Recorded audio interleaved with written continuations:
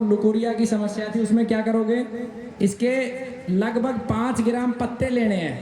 ये पत्ते खाली, बीज नहीं लेना, खाली पत्ता लेना है।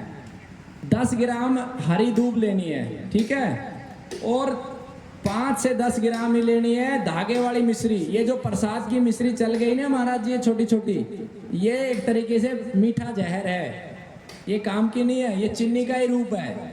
इसको प्रसाद में भी नहीं देना चाहिए, धागे वाली मिश्री ही प्रयोग करें, वो सबसे श्रेष्ठ है। तो वो धागे वाली मिश्री के साथ रगड़ोगे, और ये जिनको लुकोरिया की समस्या है उनको लगातार 2 से 2.5 महीने दोगे, साथ में जो मैंने परहेज बताए वो करवाओगे, तो आसानी से ठीक हो जाएगा।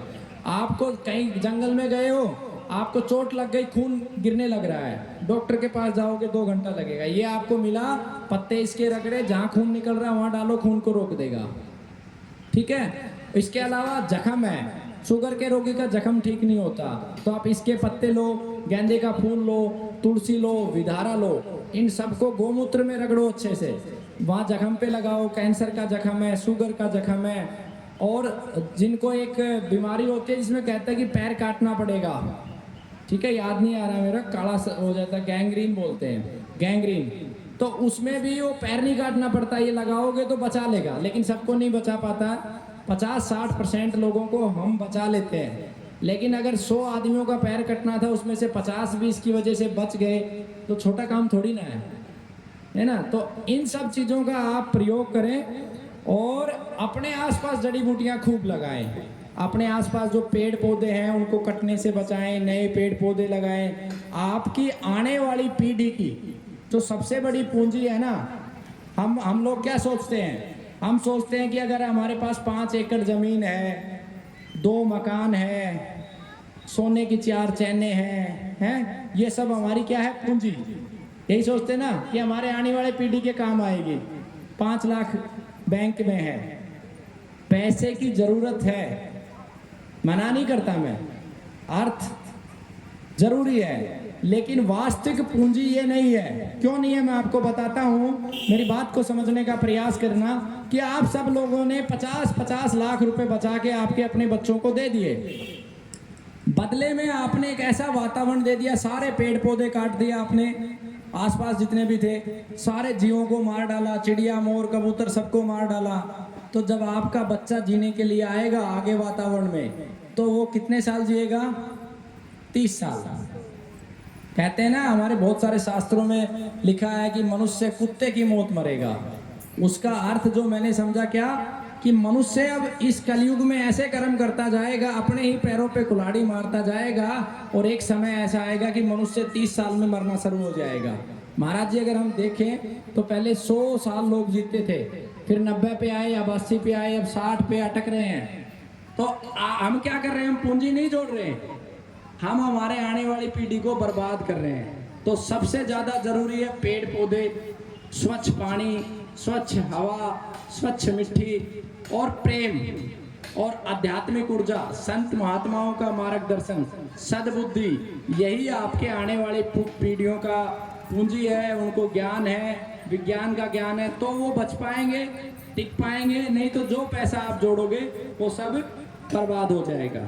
तो आप सबने बहुत ध्यानपूर्वक और बहुत प्रेम से सुना, आप सबका बहुत बहुत धन्यवाद और आभार।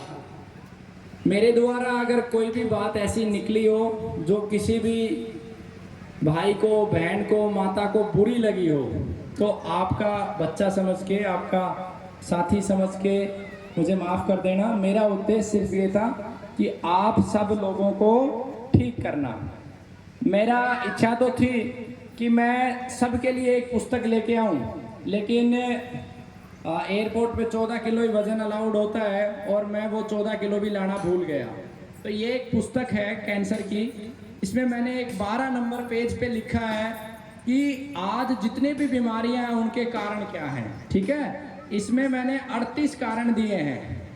अगर इन 38 चीज़ों को आपने दूर कर लिया, 39 है, आखिरी है कर्म, अगर इन 39 चीज़ों को आपने पढ़ के अपने जीवन में परिवर्तन कर लिया, तो मैं इस बात का आपको 100% ये कह सकता हूँ कि आपकी आने वाली पीढ़ियाँ बच जाएंगी।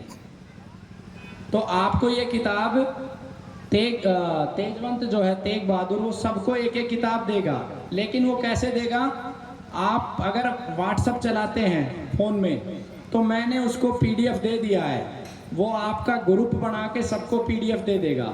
अगली बार जब मैं आऊँगा तो आप लोगों के लिए ज़रूर लेके आऊँगा, मैं ऐसे ही आशा करता हूँ। ठीक है, तो बहुत बहुत धन्यवाद। और मैं गुरु जी के चरणों में वंदन करता हूँ जिन्होंने यहाँ आने का अवसर दिया, और मुझे बहुत खुशी है गुरु जी, यहाँ आके जो आनंद प्राप्त हुआ जीवन में कहीं प्राप्त नहीं हुआ।